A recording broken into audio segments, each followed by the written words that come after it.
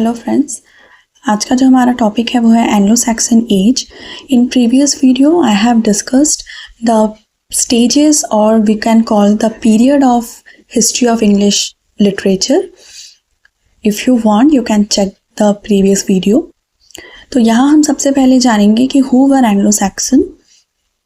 तो ब्रिटेन्स में रहते थे mainly 3 tribe, angels, Saxon and Jutes. अब कोई जर्मन से आया इन्वेडर्स थे जिन्होंने ब्रिटेन्स पे अटैक करा था।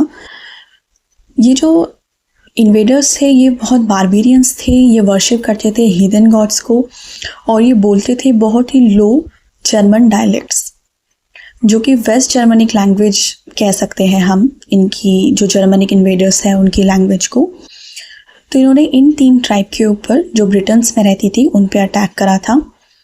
6th सेंचुरी की हम बात कर रहे हैं तो 6th सेंचुरी में ये ही 3 ट्राइब थी बहुत ज़्यादा फेमस, हम बोल सकते हैं मोस्ट इम्पॉर्टेंट है, जिनके बारे में हमें पढ़ना है।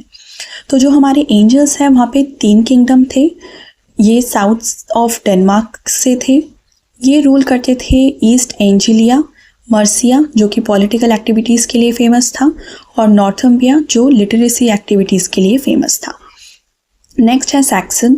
सैक्सन में भी 3 किंगडम्स थे जो रूल करते थे सेसेक्स, एसेक्स एंड वेसेक्स। तो ईस्ट, वेस्ट और साउथ में करते थे। ये मोस्ट इम्पॉर्टेंट डायलेक्ट्स थे वेस्ट सैक्सन डायलेक्ट्स। इनमें जो मोस्ट इम्पॉर्टेंट जो डायलेक्ट्स था वो था वेस्ट सैक्सन का। नेक्स्ट है हमारा जूट। जूट में एक ही किंगडम था जो रूल करता था कैंटिश एम्पायर को।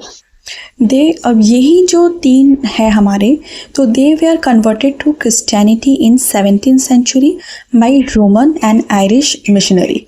इन्हीं लोगों को जो 7th सेंचुरी में रोमन और आयरिश मिशनरी ने, सबसे इम्पॉर्टेंट इसमें हम नाम बोलना चाहे तो सेंट ऑगस्टीन इन कैंट 579, इनको कन्वर्ट करा था।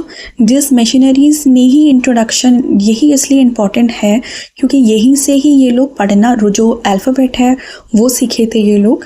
यही जो उस क्रिश्चियनिटी में कन्वर्ट होने के बाद ये जो रोमन अल्फ़ाबेट है उनको इन्होंने सीखा था, क्योंकि पहले वो स्टोन वुड उनके कट्स या स्क्रैच सिंबल्स के ज़रिए वो समझाते थे।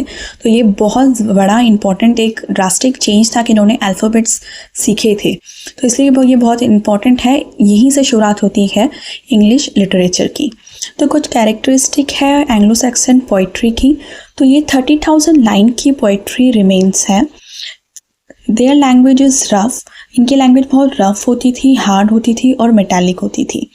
स्ट्रोक फार्मूला यूज़ करते थे। Stroke formula means a line of accentual alliteration syllable और एक मिडिल पॉज या कैसुरा, वोल्टा ब्रेक, इन सब का यूज़ होता था इनकी पोइट्री में।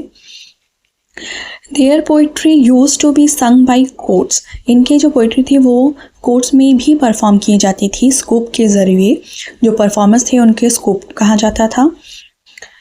तो फ्रीक्वेंटली विजिट होती थी रॉयल कोर्ट में। इनकी जो पोएम है वो रिसाइट होती थी। Alliteration verb is believe to be product of this culture. Oral recitation, alliteration verb तो था, ओरल रेसिटेशन के ज़रिए बहुत ज़्यादा यूज़ होता था। Alliteration use in right amount land musical quality of. Alliteration इतना ज़्यादा यूज़ होता था कि वो बहुत ज़्यादा पोइट्री का फॉर्म ले लेता था, म्यूजिकल फॉर्म निकलता था। लेकिन Anglo Saxon poetry employ it compulsory making it sound monotonous and mechanical. लेकिन कभी कभी ये बहुत मोनोटोनियस और मैकेनिकल लगने लगता था। अब देखेंगे कि किस तरीके से जो ट्रांसलेशन ऑफ बाइबल है, यहाँ से भी 1 नंबर का क्वेश्चन हमेशा पूछा गया है कि बाइबल से क्वेश्चन ज़रूर आता है। तो सबसे पहले जो हिब्रू जो लैंग्वेज है इसको जूइश बाइबल से चेंज किया गया था 11th 12th BC में। It was also called Tanakh और Mikra, stone of God, fables, myth. जो ओल्ड टेस्टामेंट थे जो कि बेस था टीचिंग ऑफ हिब्रू बाइबल, ये हिब्रू का ही बाइबल का था। इसको फॉलोड कर लिया था रोमन कैथोलिक चर्च ने। उसके बाद आता है न्यू टेस्टामेंट। जो न्यू टेस्टामेंट है वो based on teaching of Jesus Christ और ये रिटन इन ग्रीक डायलेक्ट्स। ये जीसस क्रिस्ट के बारे में था टीचिंग्स उनकी, और ये ग्रीक डायलेक्ट्स में था। नेक्स्ट है सेंट जेरोम्स वुलगेट, जो वर्नाकुलर के नाम से भी जाना जाता है। लेट 4th सेंचुरी, ये लैटिन में इसको ट्रांसलेट किया गया था। ये फर्स्ट ऑथराइज्ड है। अगर आपसे पूछा जाए फर्स्ट ऑथराइज्ड बाइबल कौन सा है, तो वो है सेंट जेरोम्स का, या वर्नाकुलर भी आप याद कर सकते हैं, वर्नाकुलर। उसके बाद आता है जॉन वाइक्लिफ का बाइबल 1382 से 1395। ये अर्लीस्ट बाइबल है इन मिडिल इंग्लिश, लेकिन ये अनऑथराइज्ड है। और ये मतलब अगर बोला जाए इंग्लिश में कौन सा था, तो इंग्लिश में जॉन वाइक्लिफ का भी हुआ था। German new testament Martin Luther, influenced by king James Bible.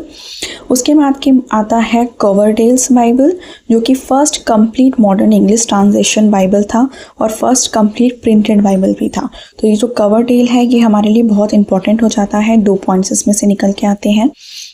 उसके बाद है मैथ्यूज़ का बाइबल 1537, ये सेकंड कंप्लीट प्रिंटेड बाइबल था इंग्लिश में। और उसके बाद है किंग जेम्स का बाइबल, ये ऑथोराइज्ड वर्जन था since 1611, also called king James version KJV। इस तरीके से मैंने आ सकता है KJV क्या है। तो ये थे हमारे बाइबल्स, और बाइबल्स का ज़रूर से याद कर लीजिए क्योंकि बाइबल्स से हमेशा क्वेश्चन आते हैं। आज यहीं तक वीडियो रखते हैं। नेक्स्ट वीडियो में हम इस एज के जो important writers and important poetries हैं उनके बारे में जानेंगे। तो stay tune for the next video.